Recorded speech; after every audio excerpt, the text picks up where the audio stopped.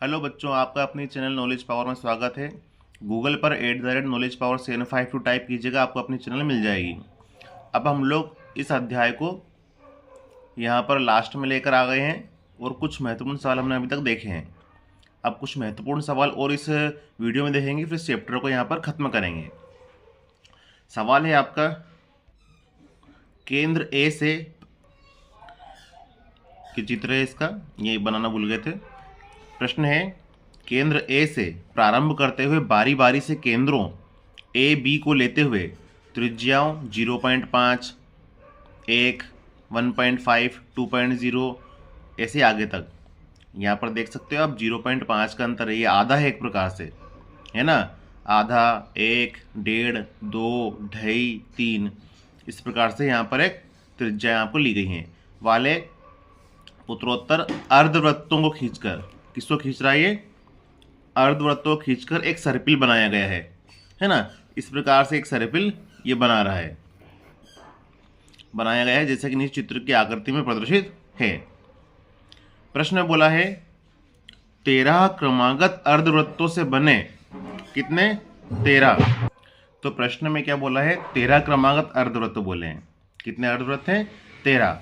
तो यहाँ पर n की वैल्यू 13 आपकी दी हुई है ना।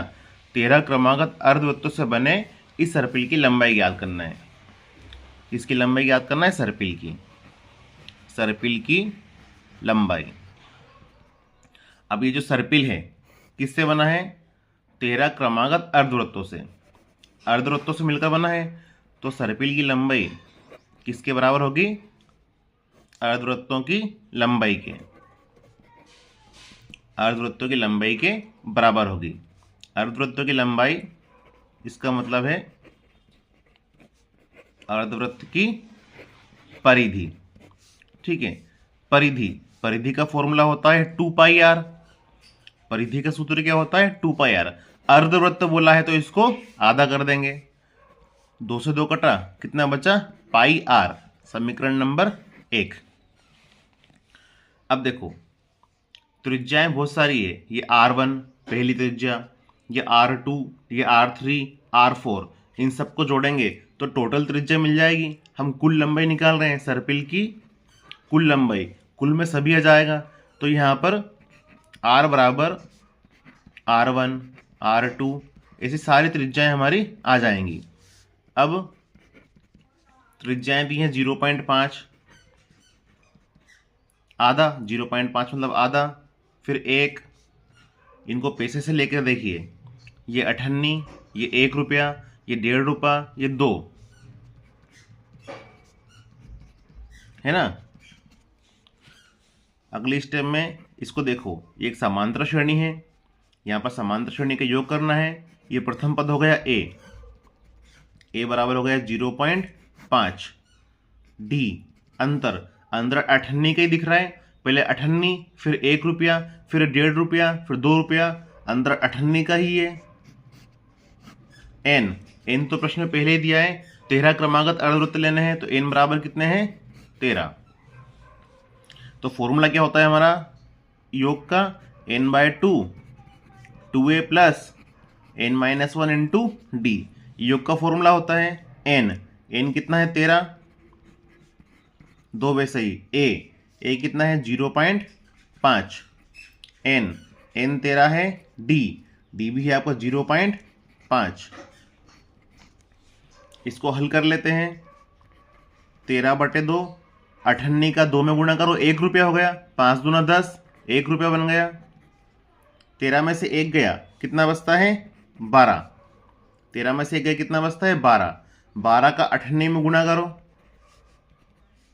भाई 6 रुपये बनेंगे ना। 98 को 12 बार बोलोगे तो 12 पंजे 60, पॉइंट के बाद एक नंबर है, ये हटाया, कितने रुपए आए, 6 रुपये आए। तो r बराबर, हल करा इसको हमने, 13/2 वैसे ही, 6 और 1 7, 13 से 3 91, 91/2। ये मान समीकरण 1 में रख दो। समीकरण 1 क्या चल रही है, सर्पिल की लंबाई बराबर πr, समीकरण 1 यही है, πr। पाई की वैल्यू होती है 22/7, प्रश्न में दी जाएगी, नहीं याद दी जाए तो आप याद रख लेना, पाई की वैल्यू 22/7। आर की वैल्यू कितनी है, 91/2। 7 से 91 को 13 बार, 2 से 22 को 11 बार, फाइनली बचता है 11 गुणित 13। इनको गुणा करना है, ये 3 लिख दो, 3 और 1 4, ये 1 लिख दो। 11 का गुणा ऐसे करते हैं ट्रिक से। ट्रिक सीखनी हो तो कमेंट बॉक्स में बोल दीजिएगा, सिखा दूंगा इसको। तो बेटा सवाल क्या है, सवाल को देख कर डरना मत, सवाल इतना कोई जटिल नहीं है। ये सवाल में बोला है केंद्र ए से स्टार्ट करते हुए बारी बारी से केंद्र ए और बी को लेते हुए त्रिज्याओं, ये त्रिज्याएं दी है, वाले उत्तरोत्तर अर्धवृत्तों को खींचकर एक सर्पिल बनाया गया। एक सर्पिल बना रहे हैं, देखो पहले ये है ना, ये सर्पिल बनाया, आगे सर्पिल बना, आगे सर्पिल बना, आगे सर्पिल, ऐसे बनते आ रहे हैं। और टोटल कितने सर्पिल है? 13 क्रमागत अर्धवृत्तों से बने इस सर्पिल की कुल लंबाई क्या होगी? सर्पिल की कुल लंबाई, अब सर्पिल अर्धवृत्त से बना है तो सर्पिल की लंबाई अर्धवृत्त की लंबाई के बराबर होगी। अर्धवृत्त की लंबाई अर्थात अर्धवृत्त की परिधि, परिधि का सूत्र होता है 2πr, अर्धवृत्त के लिए बटा में 2 लगा दिया, 2 से 2 कटा, πr समीकरण 1। आर क्या है? त्रिज्या, त्रिज्याएं तो बहुत सारी दी है, 0.5, 1, 1.5, 2, तो आर क्या है? इन सबका योग होगा, तो ये कुल लंबाई हम लोग ज्ञात कर रहे हैं। तो एक समांतर श्रेणी बन गई, ए बराबर 0.5, डी अंतर ऑब्वियसली अठन्नी, 1 रुपया, 1.5 रुपया, 2 रुपया, अठन्नी का ही अंतर है। एन बराबर 13 प्रश्न में आपको पहले से दिया हुआ है।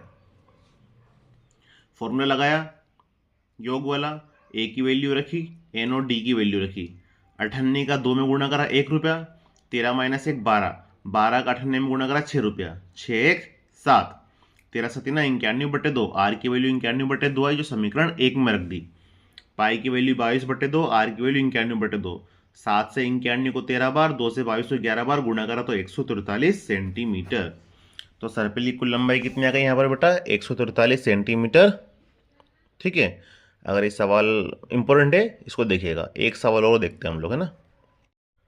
अब अगला सवाल देखते हैं बच्चों। किसी स्कूल के विद्यार्थियों को उनके समग्र शैक्षिक प्रदर्शन के लिए 7 नगद पुरस्कार देने के लिए 700 रुपये की राशि रखी गई। कितने पुरस्कार है? 7। तो n बराबर 7 हमको दिया है और कुल राशि कितनी है? 700।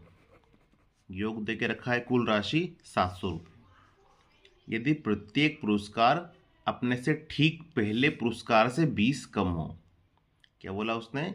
यदि प्रत्येक पुरस्कार अपने से ठीक पहले पुरस्कार से 20 कम हो,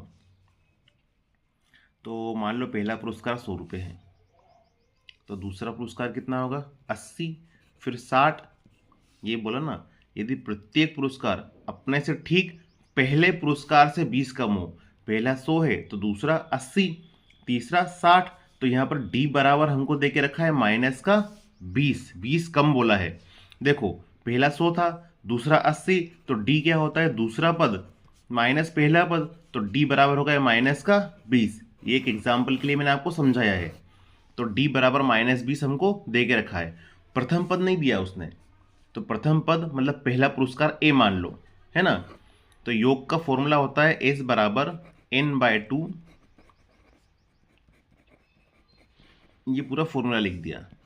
अब योग तो हमको 700 रुपये दिए हैं, n कितना है? 7 है, 2 ए की वैल्यू नहीं दी है, n हमारा 7 है और d हमारा माइनस का 20 है।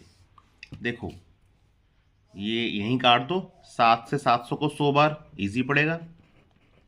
ये 2 भी इधर चला गया गुणा में, ये है 2a, 7 में से 1 गया तो 6, देखो प्लस माइनस तो माइनस, और 7 में से 1 गया 6 का 20 में गुणा 120। ठीक है, 100 का 2 में 200, 120 इधर आया तो प्लस का बराबर 2a, तो 2a बराबर 320, a बराबर 160, 2 से 100 काट दिया हमने। अभी क्या हुआ सवाल में? किसी स्कूल के विद्यार्थियों को उनके समग्र शैक्षिक प्रदर्शन के लिए 7 नगद पुरस्कार देने के लिए, कितने पुरस्कार? 7, तो n बराबर 7 दे दिया बेटा। 700 रुपये की राशि रखी गई, इसका मतलब ये कुल राशि बोला है, तो s बराबर कितना है? 700। फिर बोला उन्होंने यदि प्रत्येक पुरस्कार अपने से ठीक पहले पुरस्कार से 20 रुपये कम हो, तो d बराबर -20। क्यों? यदि मान लो पहला पुरस्कार 100 रुपये हो तो दूसरा 80 होगा, 20 रुपये कम का बोला ना उसने। फिर अगला 60 होगा, तो 80 - 120 -20, तो डी बराबर -20 दिया था। हमने सूत्र लगाया, एस की वैल्यू 700 रखी, एन की वैल्यू रखी, डी की वैल्यू रखी, ए की वैल्यू तो थी नहीं। 700 से 7 काटेंगे तो 100 बार, 2 इधर चला गया, 2 है वैसे ही, 7 - 1 6, माइनस का 20, तो 6 का -20 में -120, ये 200 हो गया।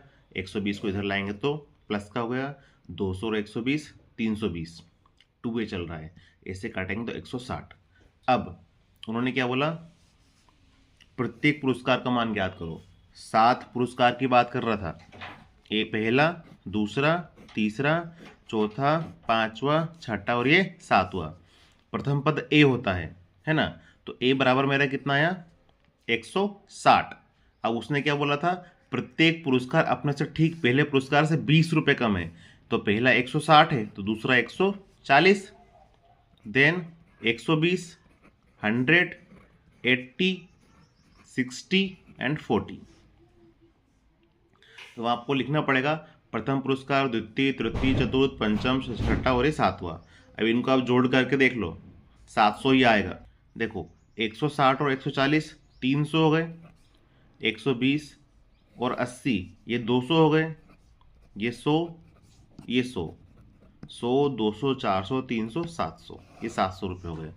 तो इस प्रकार से ये सवाल आपका हो जाता है। तो बेटा आप लोग अच्छे से तैयारी कीजिएगा। ये मैंने आपको थोड़ा जल्दी जल्दी बता दिया है, पर मेरे हिसाब से समझ में आ गया होगा। मुख्य सवाल थे, इसलिए आपको इन सवालों को मेरे को बताना पड़ा। और भी आपको एक्सरसाइज में करके देख लीजिएगा, जो नहीं आता है कमेंट बॉक्स में बता दीजिएगा, उन्हें मैं बता दूंगा। अच्छे से प्रिपेयरिंग कीजिए बेटा। शुक्रिया।